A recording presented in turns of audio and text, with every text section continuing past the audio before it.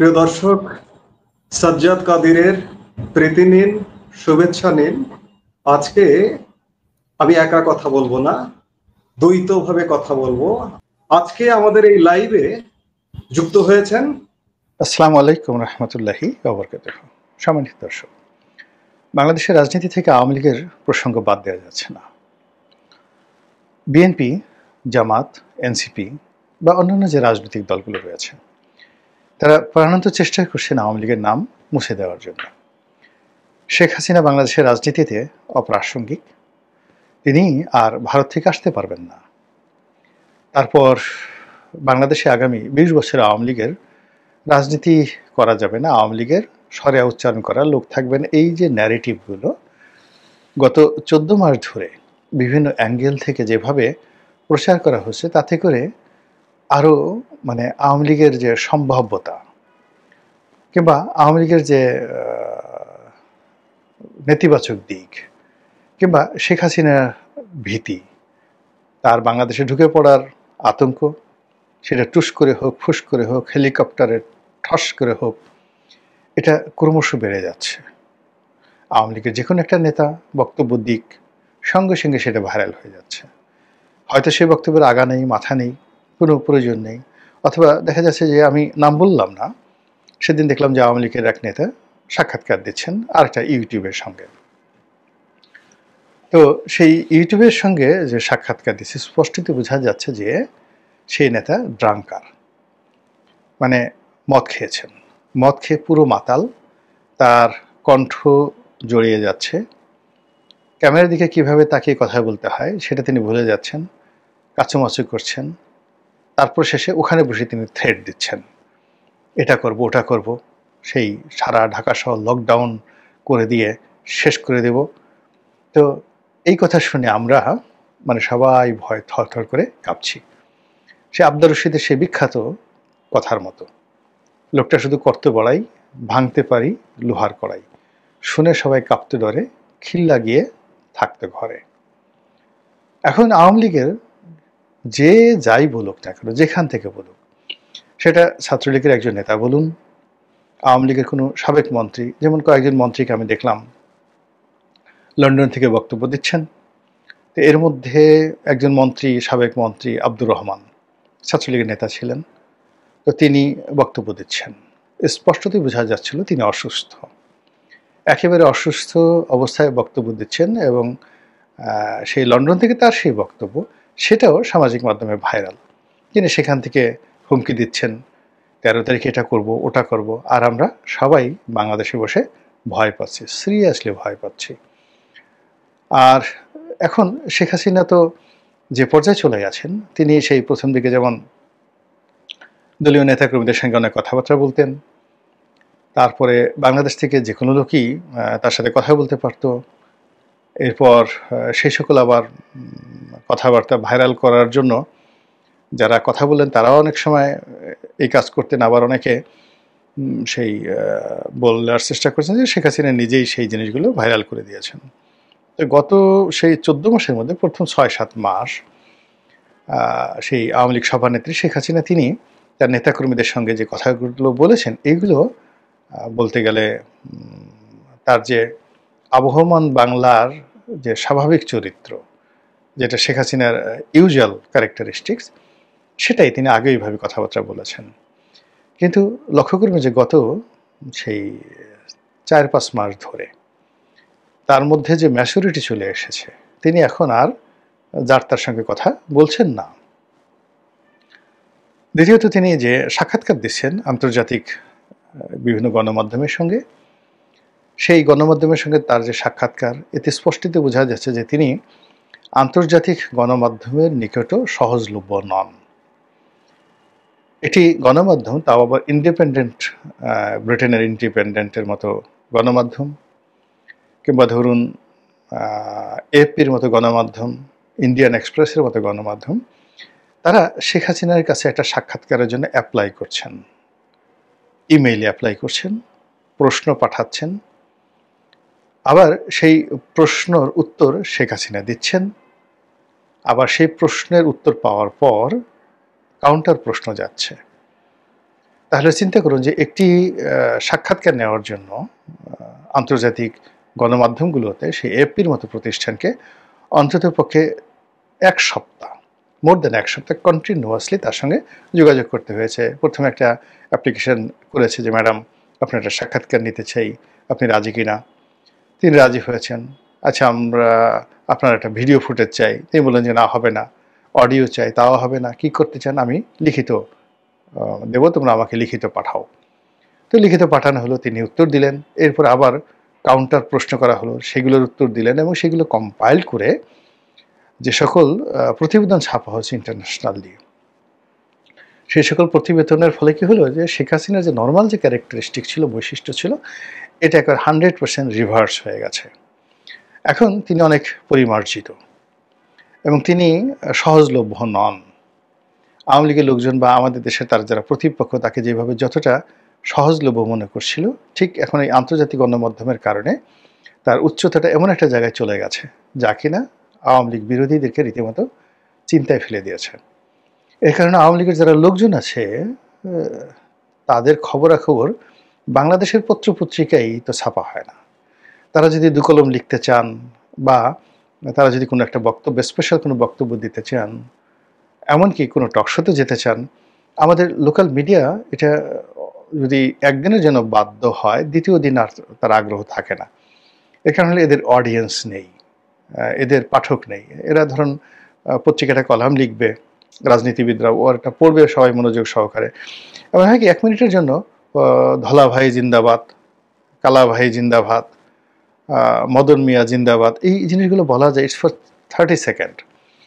কিন্তু মদন মিয়া, কালা মিয়া বা ধলা মিয়া ধরুন একটা কলাম লিখলো পত্রিকাতে 2000 শব্দের, তো তার নেতাকর্মীদেরকে, তার ভক্ত নৌরাকিদের বললো যে এই কলাম 2000 ওয়ার্ড তুমি পড়ো। ওটার মধ্যে তো ভাই মাল মশলা থাকতে হবে, সাহিত্য থাকতে হবে, লেখার একটা টান থাকতে হবে হুমায়ুন আহমেদের মতো, তো অ্যাটলিস্ট গোলাম মোল্লা রনির মতো। এখন সেই লেখা যদি টান না থাকে, সে যদি লেখা লিখে উং ফং ছং, কং কং গং, তং মং মং, কেউ পড়বে না।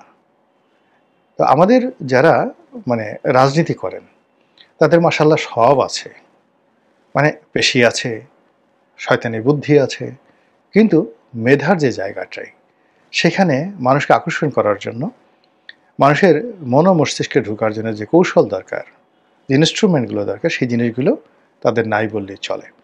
ফলে আমাদের এই সমাজের যদি এখন শীর্ষ 100 জন রাজনীতিবিদ দেখেন, মানে তারা সভামঞ্চে অনেকে কথা বলেন, কিন্তু 1 ঘন্টা বা 30 মিনিট আপনাকে মন্ত্রমুগ্ধের মতো আপনি তার কথা শুনবেন। এরকম রাজনীতিবিদ কজন আছে বলেন তো? আপনি এখনও দেখেন মার্গারেট থ্যাচার, রোনাল্ড রিগান, তাদের বক্তব্য আমরা শুনি, কিন্তু বাংলাদেশে কার বক্তব্য আপনি 1 ঘন্টা বসে শুনতে আপনার ইচ্ছা করবে? মঞ্চে দাঁড়িয়ে বলেন কিংবা টেলিভিশনে বলেন, কোনো জায়গাতে বলেন, এই জিনিসটা নেই। কিংবা ধরুন লেখা, এখন শেখ হাসিনা ইংরেজিতে লিখছেন দ্য উইকে, তারপর তিনি সাক্ষাৎকার দিচ্ছেন, সেটা আমরা খুঁটায় খুঁটাইয়া তার পক্ষ প্রতিপক্ষ সবাই সেটা পড়ছি। কিন্তু তার যারা প্রতিপক্ষ রয়েছে, রাইভাল রয়েছেন, অপোনেন্ট রয়েছেন, তারা এরকম একটা সাক্ষাৎকার দেবেন, তারপর সেটা আমরা খুঁটিয়ে খুঁটিয়ে পড়বো, সেটা আলোচনা করব, মাসের পর মাস দেশে দেশের বাইরে এটা নিয়ে আলোচনা হবে। এটা তো কল্পনাই করা যায় না। আর দ্বিতীয়ত, দেশের বাইরের এই সকল বড় বড় পত্র পত্রিকা যে জায়গাগুলো, সেই জায়গাগুলোতে আমাদের শেখ হাসিনার পর্যায়ে যারা নেতৃবৃন্দ রয়েছেন তারা সাক্ষাৎকার দিবেন বা সকল পত্র পত্রিকা তাদের সাক্ষাৎকার নেবে, এটাও হচ্ছে না। ফলে শেখ হাসিনার যে ইউজুয়ালিটি ছিল বা অ্যাভেলেবিলিটি ছিল, এটা এখন একটা অন্য জায়গাতে আওয়ামী লীগ সেটা নিয়ে গেছে। নিয়ে গিয়ে যে কাজটি করছে, এখানে আওয়ামী লীগের যে সকল নেতা মানে আপনাকে ভয় দেখাতে পারবে, যে সকল নেতা আপনাকে বিভ্রান্ত করতে পারবে, যে সকল নেতা আপনার মধ্যে বিরক্তি তৈরি করতে পারবে, আপনার মনে ক্রোধ তৈরি করতে পারবে, তাদেরকে মাঠে নামিয়ে দেওয়া হয়েছে। কেউ হয়তো একটা ঢিল মারছে, কেউ হয়তো একটা ককটেল মারছে, কেউ একটা মিছিল করছে, কেউ 5টা বেলুন ফুটাচ্ছে, কেউ 5টা বেলুন উড়াবে এই কথা বলছে, আর মুহূর্তের মধ্যে আপনার সমস্ত মানে শক্তিমত্তা দিয়ে আপনি সেগুলো মোকাবেলা করার জন্য মাঠে নেমে পড়লেন। দেশের বাইরে যে সমস্ত লোকজন আছে আগে যারা খুব বিরক্তকর ছিল, তারা হয়তো আরও খারাপভাবে আপনাকে একটা গালি দিল, একটা থ্রেট দিল, তারপর সে আতঙ্ক তৈরি করলো, নিজেদের সেই দুর্বল শরীর নিয়েও আপনার যে শক্তিশালী দেহে আঘাত করার জন্য সে সেই 10,000 মাইল দূর থেকে সে আপনাকে হুমকি দিল, আর আপনি 10,000 মাইল দূরে সেই হুমকি শুনে চিত হয়ে পড়ে গেলেন, ঘর থেকে বেরোচ্ছেন না, যে লকডাউনের মধ্যে যদি আমি ঘর থেকে বের হই আমার এটা হবে ওটা হবে ইত্যাদি ইত্যাদি। তো এই যে মানে যাকে বলা হয় ডেভিল পলিসি, রাজনীতির যে ডেভিল পলিসি, এই পলিসিগুলো কিন্তু আওয়ামী লীগ সেই প্রথম থেকেই তারা মানে তাদের দলের সফলতার জন্য এগুলো করে আসছে পাকিস্তান জমানা থেকে। তারা এই কাজকর্মগুলো করে আইয়ুব খানকে ভয় দেখিয়েছে, এই কর্মকাণ্ড করে ইয়াহিয়া খানকে তাড়িয়েছে, এই কর্মকাণ্ড করে তারা ভারতীয় বাহিনীকে তাড়িয়েছে। আওয়ামী লীগ মানে বাংলাদেশে যে ভারতীয় বাহিনী ছিল মুক্তিযুদ্ধের পরে এত দ্রুত, মানে এখানে আওয়ামী লীগের অনেক পলিসি ছিল, শয়তানি ছিল, এটা একেবারে আপনার কোনো অস্বীকার করার উপায় নেই। তারপরে তারা সামরিক শাসনের বিরুদ্ধে যুদ্ধ করেছে, জিয়াউর রহমান সাহেবের বিরুদ্ধে যুদ্ধ করেছে, এরশাদের বিরুদ্ধে যুদ্ধ করেছে, লড়াই করেছে, সংগ্রাম করেছে, এবং সব জায়গাতেই তাদের এই নেগেটিভিটি জিনিসগুলো, বোমা মারা, তারপর শেষে সেই যাকে বলা হয় রাজপথে হরতালের নামে একেবারে উলঙ্গ করে ফেলা, এক ভদ্রলোক কিন্তু পুরো ন্যাংটা একদম সচিবালয়ে যাচ্ছিল, আপনার মনে আছে সেই শাহবাগের সেই ঘটনা। তো এই কাজগুলো তো আওয়ামী লীগ করেছে, আপনার সেই যে লগি বৈঠার মতো মানে নিষ্ঠুরতা দেখানো, প্রকাশ্য রাজপথে সাপের মতো মানুষ পিটিয়ে মারা, এগুলো তাদের রেকর্ড আছে, দে ক্যান ডু ইট। এবং তারা যেভাবে রামদা দিয়ে যেভাবে বিশ্বজিৎকে হত্যা করেছে, এখন আপনি যখনই আওয়ামী লীগের কথা চিন্তা করবেন আর ওই ধরনের একটা বড় রামদা আসতেছে এবং আপনি আওয়ামী লীগের সঙ্গে মারামারি করবেন, আপনি ওই যে আপনার লগি বৈশার সেই যে তাণ্ডব সেটার কথা আপনার স্মরণ হবে।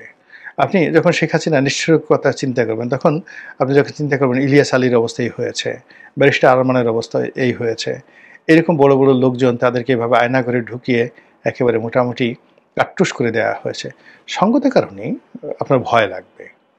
এবং এই ভয়টাই হলো মানে আওয়ামী লীগের এখন মূল এনার্জি বা শক্তি। সে দূরবর্তী স্থান থেকে যত বেশি তার প্রতিপক্ষকে ভয় দেখাতে পারবে, এর কারণ হলো মানে খারাপ অবস্থায় যখন মানুষ থাকে, দুর্বল অবস্থায় থাকে, তখন প্রেম করা যায় না, তাদের সাথে কেউ প্রেম করে না। প্রেম করতে হয় ক্ষমতা, যখন আপনি ক্ষমতাধর, আর যখন আপনি দুর্বল থাকেন তখন খুব হাক ডাক দিতে হয়, এবং তখন আপনাকে মানে আপনি যে ভয় পাননি এটা বোঝানোর জন্য খুব জোরে জোরে গান গাইতে হয় এবং আপনাকে লম্ফঝম্প করতে হয়।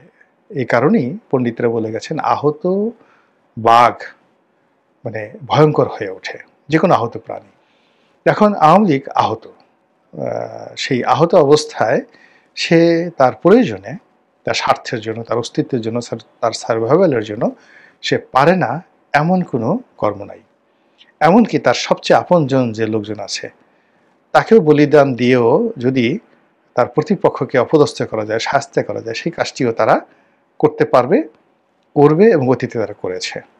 সেই দিক থেকে এই যে এখন যে রাজনীতির যে সময়, যতই শেখ হাসিনার বিরুদ্ধে যে আদালতের রায় হবে সেটা দিন এগিয়ে আসছে, নির্বাচন যত কাছাকাছি আসছে, নির্বাচনের সম্ভাবনা নিয়ে যত বেশি কথাবার্তা হচ্ছে, ততই বেশি আওয়ামী লীগের যে আমি এখানে শিরোনামে যেটা ব্যবহার করেছি শয়তানি, এখানে আমি ওটা বলবো না, এটা আমি বলবো যে এটা তাদের একটা রাজনৈতিক পলিসি, এবং সেই পলিসি করে তারা বারবার, একবার নয় বারবার বিজয়ী হয়েছে, কখনো পরাজিত হয়নি। এখানে যেমন বিএনপি সন্ত্রাস করার চেষ্টা করেছে, জামাত সন্ত্রাস করার চেষ্টা করেছে, ৭১ জামাতের সন্ত্রাস, কিংবা সেই বিএনপির দুই দফা, এক দফা সেই 2013 সনে 14 সনে যেটা জ্বালাও পোড়াও, আবার 2016 সনে আবার সেই দ্বিতীয় দফা জ্বালাও পোড়াও।